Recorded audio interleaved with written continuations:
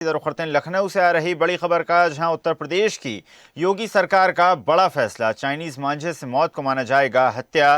Ban के बाद भी मांझा बिकने पर सीएम योगी आदित्यनाथ ने सवाल उठाया कि आखिर बैन होने के बावजूद भी क्यों चाइनीज मांझा बेचा गया।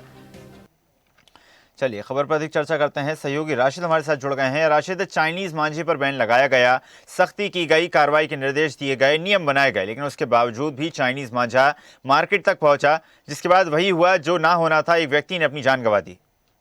देखिए बिल्कुल ऐसा, क्योंकि यूपी के जो है योगी सरकार ने एक बड़ा फैसला लिया है चाइनीज मांझे से मौत का माना, क्योंकि अब जो चाइनीज मांझे से जो भी मौतें होंगी उसको सीधे हत्या माना जाएगा।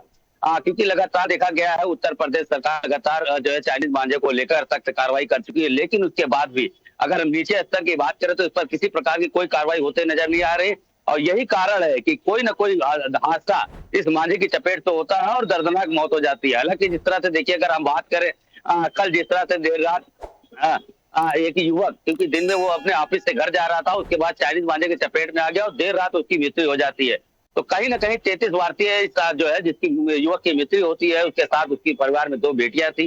तो कहीं ना कहीं से देखिए बेहद दुखद घटना थी। और जाहिर सी बात है, ये कोई पहली मौतें नहीं है, इससे पहले भी देखिए ऐसा कई बार ऐसी जो है चाइनीज मांझे को लेकर मौत हो चुकी है। और लगातार सरकार इसको लेकर समय समय पर एक अभियान भी चलाती है, लेकिन वो अभियान कहीं ना कहीं वो ठंडे बस्ते में चला जाता है और इसका यही खामियाजा आम जनता को भुगतना पड़ता है। लेकिन इस बार इस तरह से देखिए योगी सरकार ने बड़ा फैसला लिया है। उनका साफ तौर पे कहना है कि अब चाइनीज मांझे की चपेट में आने से कोई भी घायल होता है या किसी की मृत्यु हो जाती है तो उसमें जो है सीधे हत्या का मुकदमा दर्ज होगा। जाहिर सी बात है, अब कहीं ना कहीं पुलिस अधिकारियों को अब इसको लेकर सख्त निर्देश दिए गए हैं।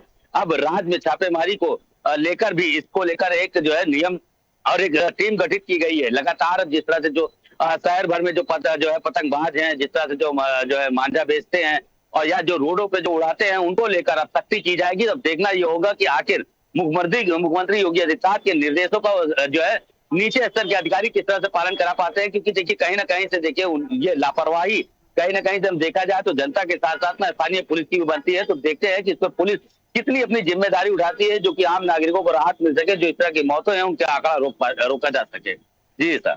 जी बिल्कुल राशिद, और हाल ही में जो मामला सामने आया है, हंसती खेलती फैमिली जो है बर्बाद हो चुकी है, माना जा सकता है। शोएब की जान जा चुकी है और किसी की लापरवाही के कारण, किसी वरिष्ठ अधिकारी की नज़रअंदाजी के चलते ये पूरा मामला सामने आया।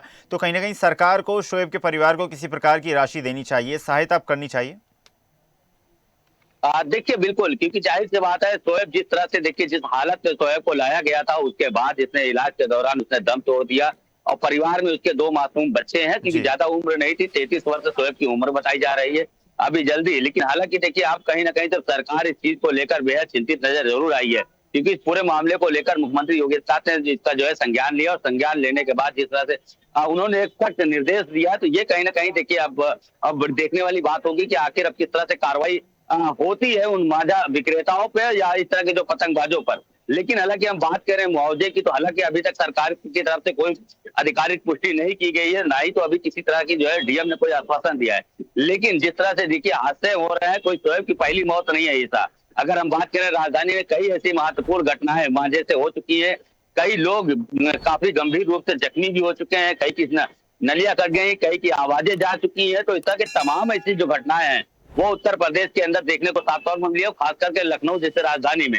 राजधानी की हम बात करें तो पिछले साल की बात करें तो पिछले साल जो आंकड़ा था 12 से 14 लोगों की इसी मांझे से उनकी जो है नसें कट गई थी, कहीं की आवाजें चली गई थी। तो अब जाहिर सी बात है, ऐसा देखना होगा कि इन पूरे मामले को लेकर सरकार के आदेश का किस तरह से पालन नीचे का अधिकारी करते हैं। और हालांकि देखिए अभी मुआवजे की किसी प्रकार कोई बात नहीं हुई है, लेकिन अब परिवार वालों ने तहरीर दी है, तहरीर के आधार पर मुकदमा पंजीकृत किया जाएगा। हालांकि देखिए अब मुकदमा किसके खिलाफ होता है, क्या होता है, कौन पकड़ में आता है, ये तो देखने वाली बात होगी। लेकिन लापरवाही की बात करें तो देखिए उत्तर प्रदेश की पुलिस और जाहिर सी बात है खास करके लखनऊ की पुलिस की पूरी तरह से लापरवाही, क्योंकि रोडों पर लगातार जिस तरह से पतंगबाजी का स्टैंड चलता रहता है वो कहीं ना कहीं एक घातक होता है। उस पर किसी प्रकार की कोई लगाम हालांकि नहीं लग पाती है। लगातार समय समय मुख्यमंत्री योगी आदित्यनाथ हो या समय पे कई बार डीजीपी ने भी इसको लेकर, पूर्व डीजीपी थे प्रशांत कुमार, उन्होंने सख्ती चलाया था, उन्होंने कई बार इसको लेकर अभियान चलाया था। लेकिन इस बार अब देखते हैं राजधानी लखनऊ में ये पतंगबाजी के नए डीजीपी के राजीव किशन के समय की पहली मौत है। तो देखते हैं इस पर किस तरह का एक्शन जो है डीजीपी लेते हैं। जी बिल्कुल राशिद, बिल्कुल ज़रूरी है इस पे कार्रवाई होना, क्योंकि ना सिर्फ इंसान बल्कि पशु पक्षी भी इस चाइनीज़ मांझे के शिकार होते हैं। तो इसके उत्पादन पर, निर्माण पर और विक्रय पर भी कहीं ना कहीं आपराधिक श्रेणी के तहत कार्रवाई होना बेहद ज़रूरी है। और ना सिर्फ उत्तर प्रदेश को बल्कि अन्य राज्यों को भी इस पूरे मामले से एक सीख लेने की बहुत ज़रूरत है। आपका धन्यवाद राशिद, जुड़ने के लिए और जानकारी साझा करने के लिए। ताज़ा खबरों के लिए लाइक, फॉलो और यूट्यूब पर सब्सक्राइब कर बेल आइकन दबाएं। साथ ही हर अपडेट के लिए विजिट करें स्वदेशलाइव.com।